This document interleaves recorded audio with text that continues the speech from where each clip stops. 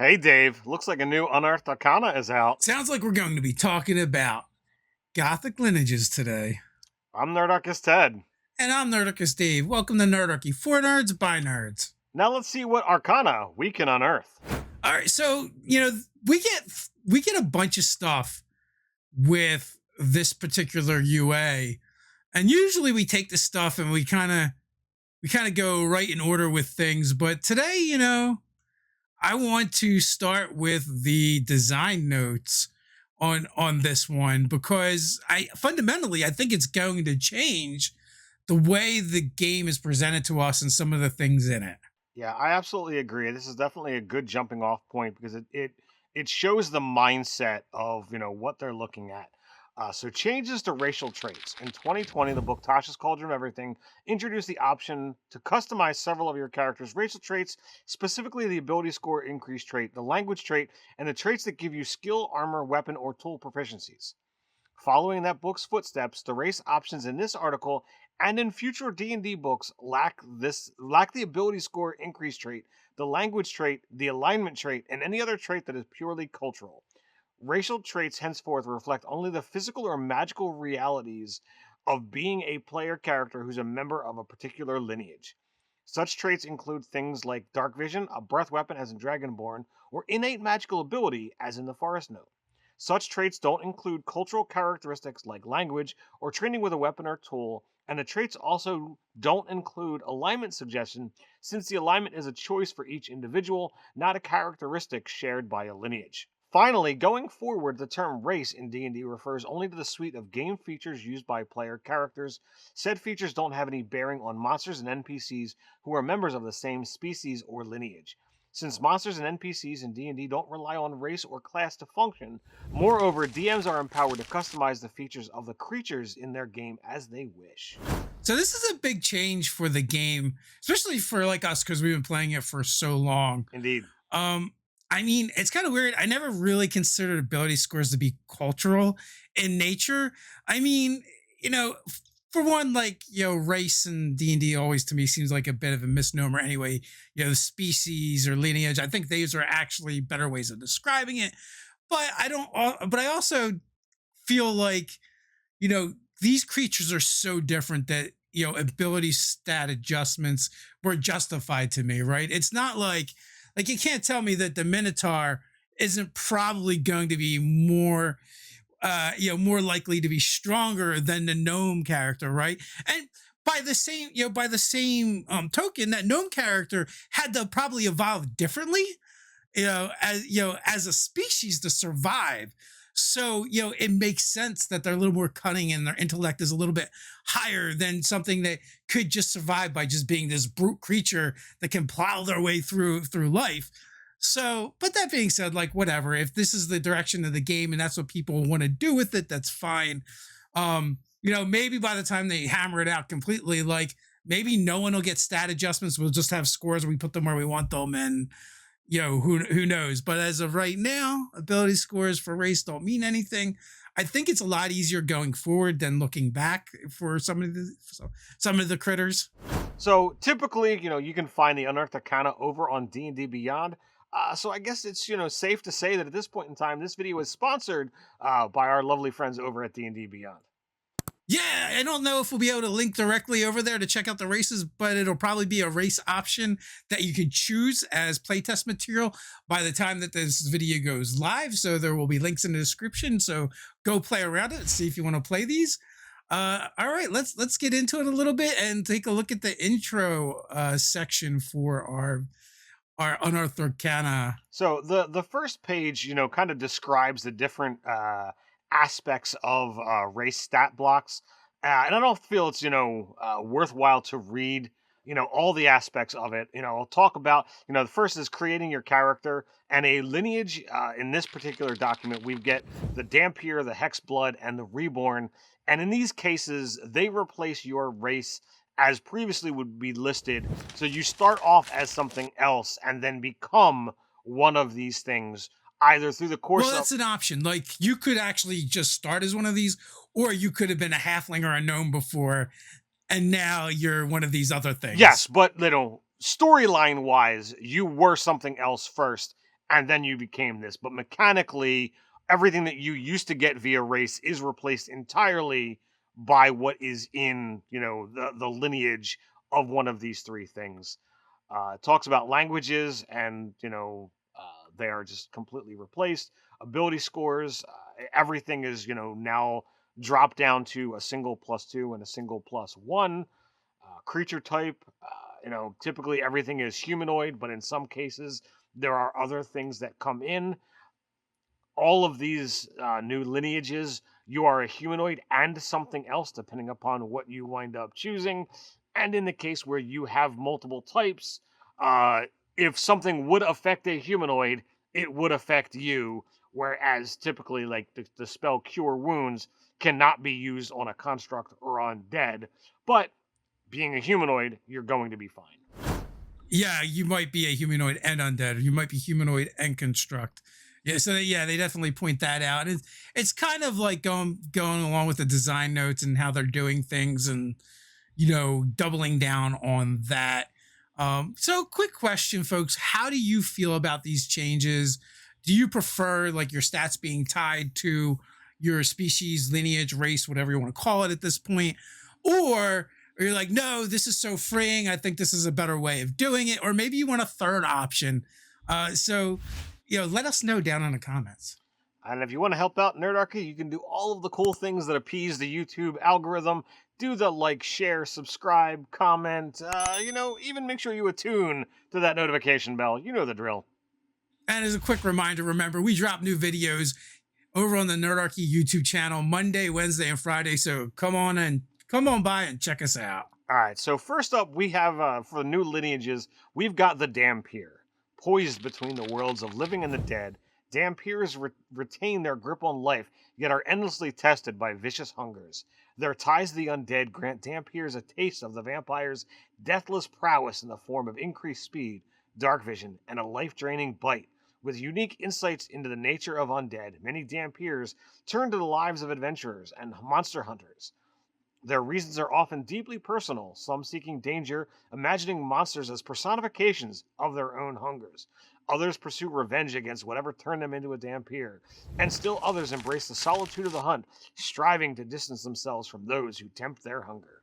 Dhampir hungers. Every Dhampir knows a thirst slaked only by the living. This desire is a whisper in the mind, a tinge to the sight, a reflex constantly needing to be suppressed.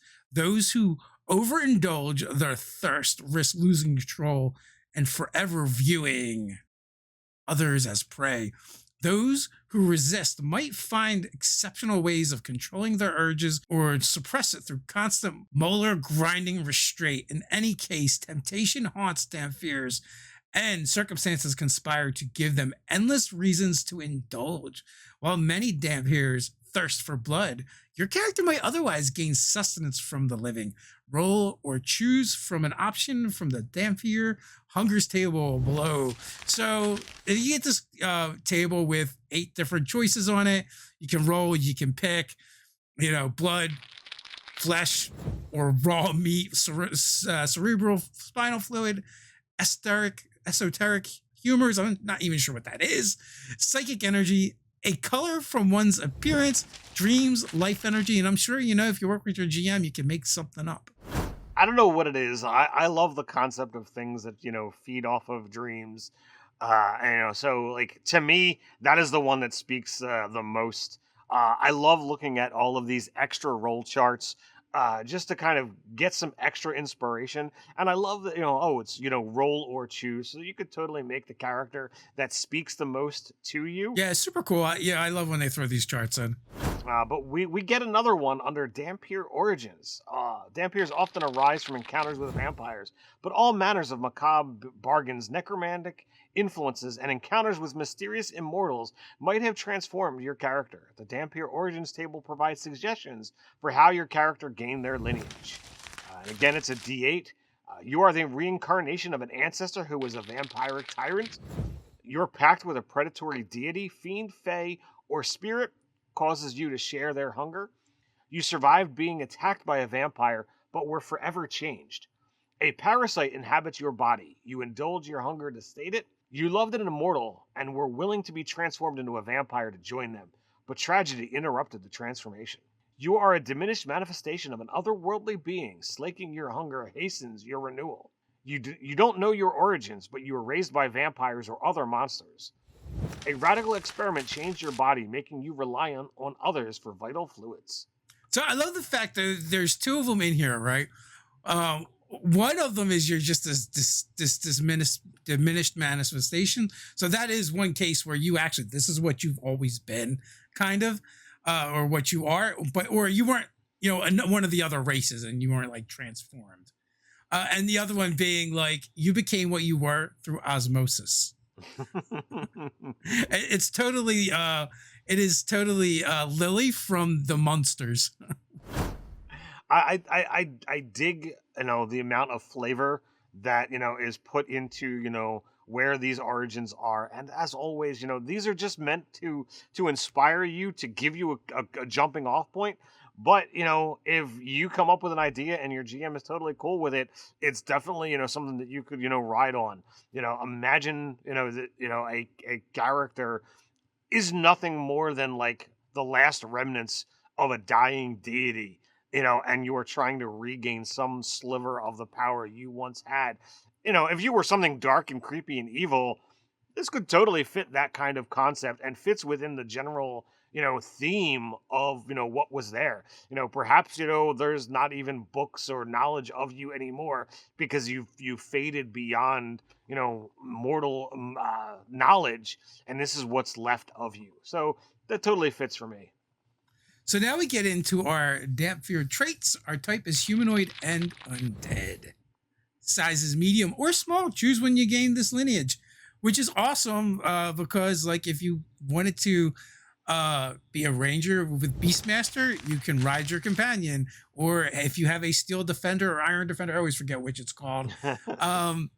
You could choose to ride that as well. So that comes in handy. You have a speed of 35 feet. We've got dark vision, the spider climb ability, which basically you have a climb speed same as your walking speed. At 3rd level, you get an upgrade, so now you can walk upside down without holding on with your hands.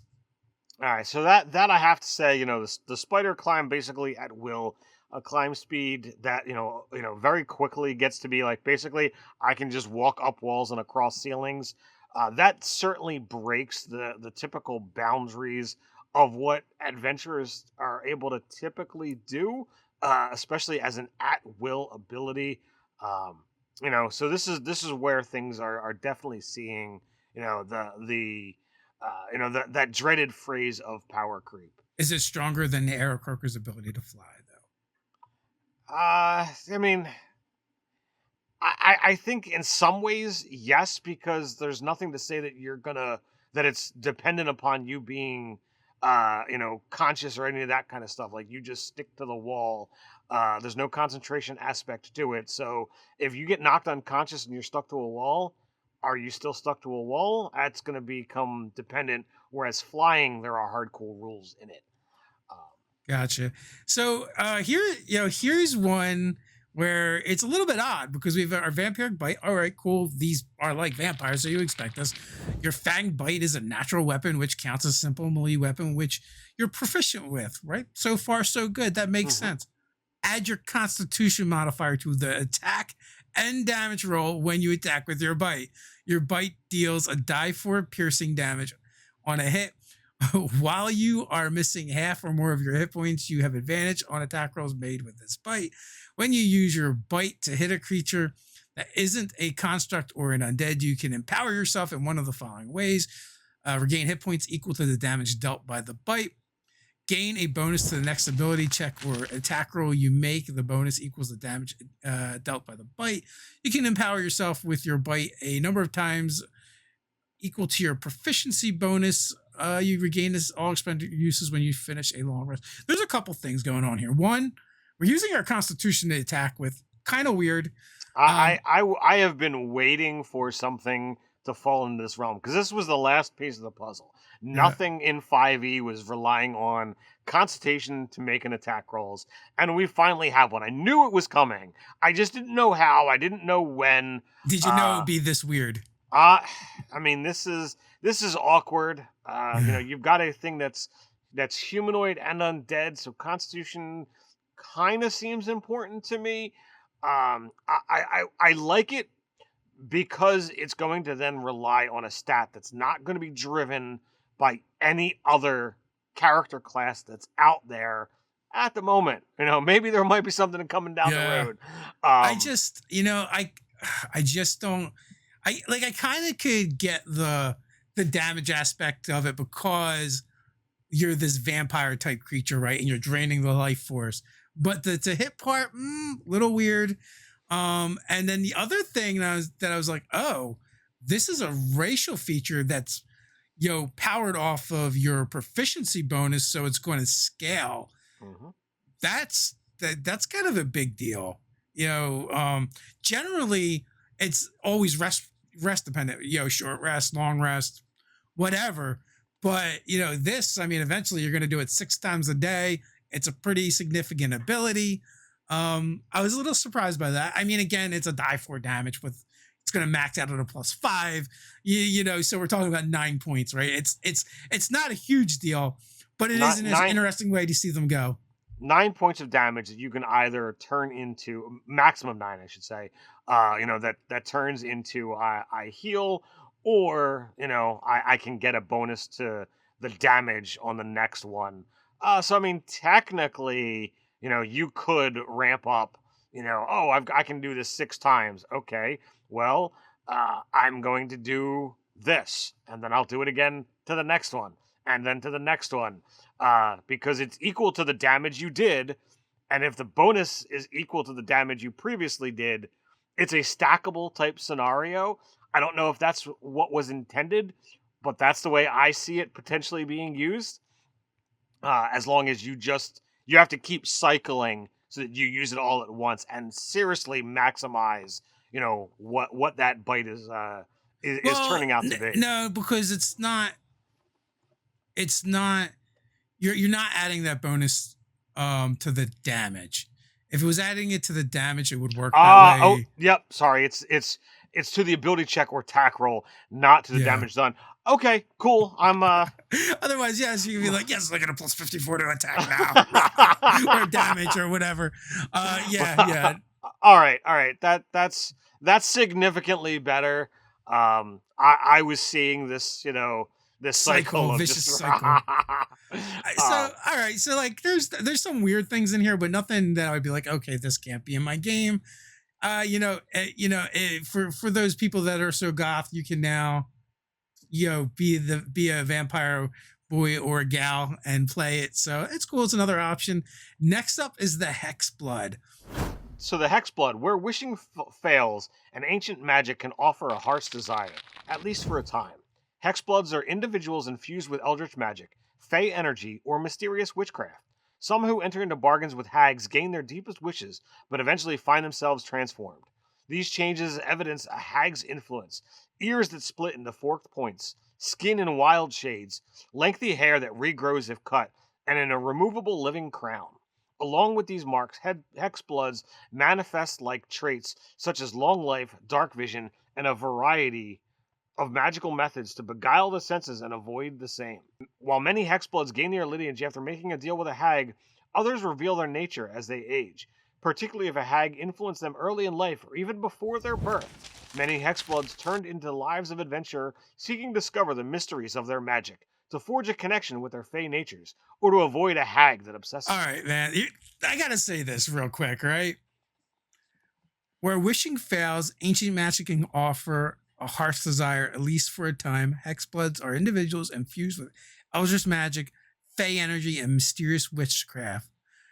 So I'm like, oh, this is super cool, right? You got these cool things that could, make you a hexblood. And then after that's like, a hag did it. A hag did it. A hag did it. Only a hag does this. It's a hag. Oh, were you wondering how this happened? It was a hag.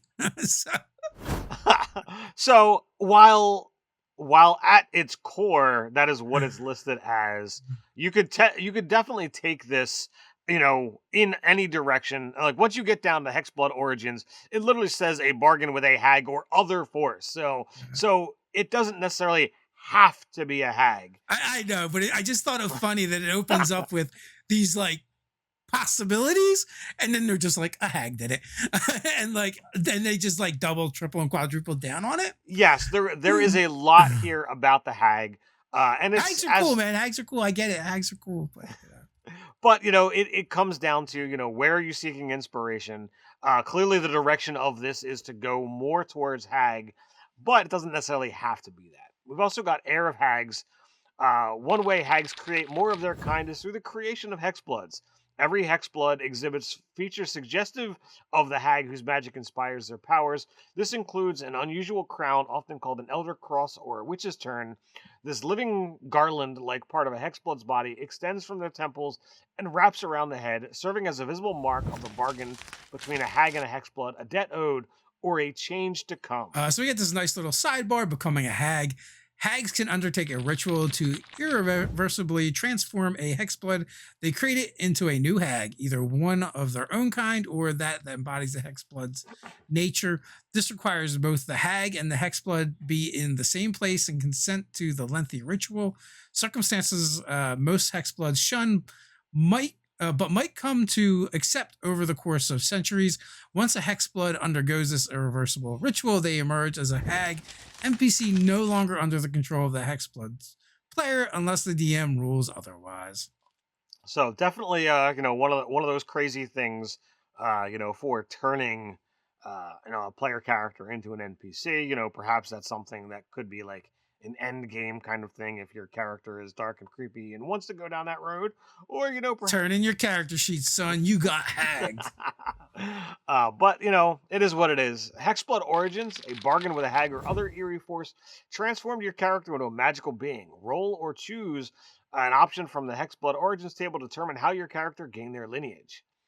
Of course, it's a D8 like all the other ones so far. Seeking a child, your parents made a bargain with a hag. You are a result of that agreement. Fake kidnappers swapped you and your parents' child. A coven of hags lost within numbers. You were created to replace the lost hag. You were cursed as a child. A deal with spirits of the forest transformed you into a hexblood. Now free of the curse. You begun life as a fey creature, but an accident or crime changed you and forced you from your home. A slighted druid transformed you and bound you to live only so long as the sacred tree bears fruit. You made a deal with a hag, but they twisted your words and transformed you. You are a child of the wilds. Animals and mysterious whispers were the only family you ever knew. So I like that there's a couple of these that are like basically you're some kind of fey creature, which I thought was pretty cool. Which, so it's like only two of them that have nothing. Well, no, actually, there's a few of them that have nothing to do with hags. There's some fun things you can do with that. Two of them have nothing to do with transformation, I should say. Yeah, and there's a couple of them in there that are like, well, it could be a hag related or not. Yeah. So like there's enough leeway there. And again, it's used for inspiration to be able to say, well, if you don't necessarily want to know what it is, or if you don't want it to be a hag, there's room to grow. And it's inspiration to be able to say, like, all right, well, can I make up my own off of this instead of one of these? And as long as your DM is cool with it, the answer is obviously yes. All right, so now we're going to get into the Hex Blood traits. Your type is Fey and Humanoid. Size is medium or small. Everything I said about the size applies. Your speed is 30 feet. We get dark vision. Fey resilience, you have advantage on saving throws you make to avoid or end the charmed condition on yourself. We get magic, hex magic. You can cast a disguise self and hex spell with this trait. Intelligence, wisdom, or charisma is your spellcasting ability for these spells. Choose when you gain this lineage. Once you cast either of these spells with this trait, you can't cast the spell with it again until you finish a long rest. You can also cast the spell using any spell slots you have. It's the first time we've seen that for a racial ability, which is really good. I mean, we've talked about it with feats and stuff before. So you might know that we already really like that concept that you can spend other resources to do these. For Hex Magic, there are really cool abilities that you get, but it's an either or. So, nothing too crazy there. So you're getting two spells that basically are added to your known. You're essentially getting a first level spell slot that is linked to one of these things. And the fantastic thing that I see here is being able to choose, your spellcasting modifier. Now, Hex and Disguise Self don't necessarily have a save DC or an attack roll associated with it. You just cast the spell, so it's not really necessary to link those things. But Disguise self might have like some kind of check to pierce it. no, but to be able to have a pick and choice, I do like that. It is allowing things to be a little bit more freeform. With that character creation process. Yo, dude, I really love this next ability. You know how we were talking hag, forget the Yeah. hag. It was the mother effing tooth fairy, yo. As an action, you can harmlessly pull out one of your nails, tooth, or a lock of your hair. This token is imbued with magic until you finish long rest. While the token is imbued in this way, you can use an action to send a telepathic message to the creature holding or carrying the token, as long as you are on the same plane of existence and are within 10 miles of it. The message can contain up to 25 words. In addition, while you are within 10 miles of the token, you can use an action to enter a trance for 1 minute, during which time you can see and hear from the token as if you were located where it is. While you are using your senses at the token's location, you are blinded and deafened in regards to your own surroundings. Afterward, the token is harmlessly destroyed. Once you create a token using this feature, you can't do so again until you finish a long rest, at which point your missing part regrows. I don't know how super useful this ability is and how much it's going to come up in your game, but it's thematic, it's fun, and I love the idea that now I have to make one of these, and it wasn't a hag that did it, it was the tooth fairy. Well, I think that's hysterical. I didn't necessarily, see the oh my god, the tooth fairy. Even though like I thought it was kind of cool. Anytime you've got these fun RP type abilities, I am definitely all about them. I don't think there's anything to me here that is game breaking within the Hex Blood.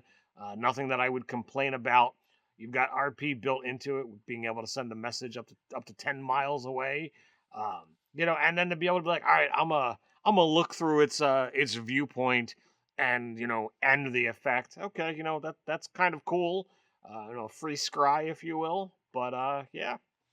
But we move on to Reborn, the last and final.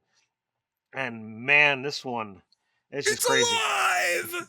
Death isn't always the end. The Reborn exemplified this, being individuals who have died yet somehow still live. Some Reborn exhibit the scars of fatal fates, their ashen flesh, missing limbs, or bloodless veins, making it clear that they've been touched by death. Other Reborn are marvels of magic or science, being stitched together from desperate beings or bearing mysterious minds in manufactured bodies. Whatever their origins, Reborn know a new life and seek experiences and answers all their own. Faded memories.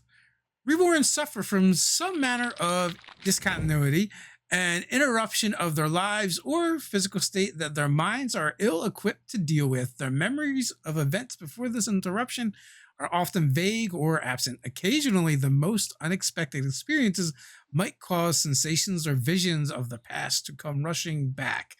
Rather than sleeping, Reborn regularly sit and dwell on the past, hoping for some revelation of what came before. Most of the time, these are dark, silent stretches. Occasionally, though, in a moment of peace, stress, or excitement, a Reborn gains a glimpse of what came before. When you desire to have such a dreamlike vision, roll on the Lost Memories table to inspire its details. Again, it's a D8, and you recall a physically painful moment. What mark or scar in your body does it relate to? A memory causes you to shed a tear. Is it a bitter or cheerful memory? Does recalling it make you feel better? Feel the same way? You recall a childhood memory. What about the event or who you were still influences you? A memory brings with it the voice of someone once close to you. How do they advise you? You recall enjoying something that you can't stand doing now. What is it? Why don't you like it now? A memory carries a vivid smell or sensation. What are you going to do to recreate that experience? You faintly remember a place that couldn't possibly exist. What is this vision? How does it make you feel? You experience a memory you're certain isn't your own. How does it seem unnatural? Could it be a glimpse of a past nightmare or something worse? These things are full of flavor and fun. Now, there's a lot here that I would want to unpack and work into my character. I definitely love the reborn and play basically playing a Frankenstein's monster type scenario would be my go to. And with that we get into Reborn Origins. Reborn might originate from circumstances similar to those of various undead or constructs. Roll on or choose an option from the Reborn Origins table to determine how your character gained this lineage.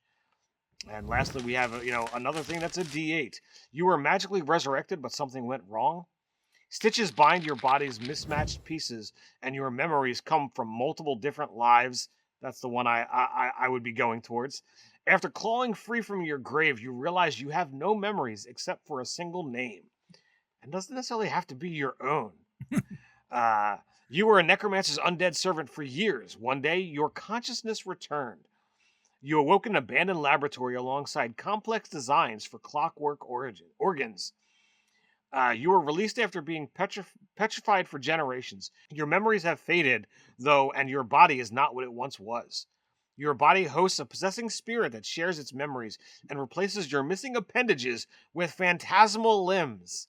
In public, you pass as an unremarkable individual, but you can feel the itchy straw stuffing inside of you. Yeah, these are fun. Like, right, one of the things that was coming to my mind was like, I kind of want to play like a great old one, warlock that's a pod person. Yeah, see, I see this and like I would totally want to, I don't know what character class I would play with it, but like everything that they know, they associate, and I would make like a separate personality and how that person knows this. Like, so like you could go of like, oh, well, my knowledge of nature comes from my life as Janine the druid, and I have this thing here, but Clark the fighter taught me how to, how to do all of these cool, athletic things over here. And you could have all of these things, and you could have this complex, very challenged individual, who is still trying to find this grasp of who they are, because from the beginning of the campaign, they don't really have a clue of who they are. They are only pieces of other individuals. That character should be a bard, not because they're an entertainer, but just because they have all these eclectic abilities that are coming from all these different places. That would be fantastic. So we've got Reborn Traits. You are a humanoid, and you get to choose as well as a construct or undead. Again, you can be medium or small. You have a speed of 30 feet. You have dark vision out to 60 feet. And then you have deathless nature. You have escaped death, a fact represented by the following benefits. You have advantage on saving throws against disease and being poisoned, and have resistance to poison damage. You have advantage on death saves. You don't need to eat, drink, or breathe. You don't need sleep, and magic can't put you to sleep. You can finish a long rest in 4 hours, and if you spend those hours in an inactive, motionless state, during which you retain consciousness. So far, I love everything about this. It's when we get into this last ability that it's like, let me question. The knowledge from past life. You get.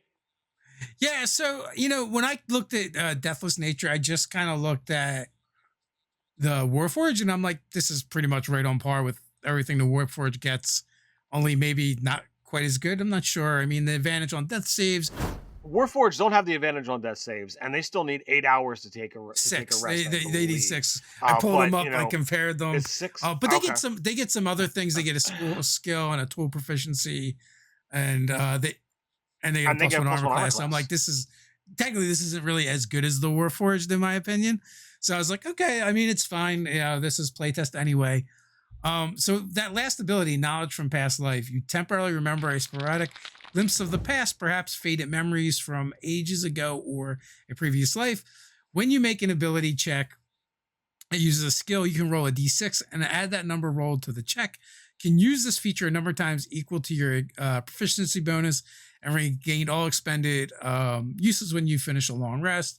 So again, it's tied to that proficiency bonus. Proficiency bonus, yeah. and it's for so it's only for skills though. It's limited to skills. I mean, not that that's not nothing, um, but it's like guidance on steroids. So like I look at all of the things that can possibly stack. So now, if you play a reborn, you can add a D6, you can add a D4 from guidance, you can add, whatever die is appropriate for the bardic inspiration, and technically there's nothing stopping all of these things from happening to a single individual. So like we're just adding another way to add another die to a check, and we've already done how to get the highest skill check possible, and now we've got another die to add into it. It's not game breaking or any of that. All of these are something that I would totally allow in my game. Let me tell you something, Ted. I could have really used this in your game last night. Yeah, I mean, session 2 was definitely having some fun, and I know that you aren't the best at rolling dice, but is what it is. So yeah, I mean, I don't see anything game breaking here. I like any 3 of these. I would add them into my game. Lineages, we're going in a different direction than we've done in the past. It's fine. I mean, it's not really my cup of tea, but at the same time, I'm not going to chase you off my lawn for it. So let me let me ask, looking at this, looking at the way, we've got the sidebar, looking at some of these more grandiose, abilities, being able to regain hit points, spell casting, things linking off of your proficiency modifier. Are you concerned about a power creep, with these being like significantly higher, or do you kind of see these as like they're designed to be special, and that it's not just this is the future of where all races are looking to go? Well, I mean, I think it is the future. They started it with Tasha's and kind of let us know, oh, this is optional. This is the way we're going if you want to put it in your game. And then they're like, with this, they're like, nah, this is what we are putting in the game. Granted, all rules are optional. You can play your game and enjoy it whatever way you want. I do think if they're going to go down this road, I would really like them to see them give us suggested ASIs for lineages and races for those folks that maybe don't want to use it, where it's like you put it wherever you want. I think that would be a nice compromise. I would agree with that. The suggested, skill, language, and ability scores, so that those people who do want to play, to that more traditional style, and you can always have that caveat, that note of, if you're not playing this way, then follow this normal rule. Yeah, I mean, I don't care about the other things as much as the proficiencies, like whatever. For me, it's mainly just like the ability stats. It's like, if you want to lock these in, you can do whatever. But hey, if you like hearing our feedback on Unearthed Arcana, you might like the new Draconic subclasses Unearthed Arcana review. Want to help Nerdarchy keep creating videos like these? Then head over to Patreon and you can support us over there. As a thank you, you'll receive monthly rewards like 5e content for players and DMs alike, a chance to game with us, and more. So until next time, stay nerdy.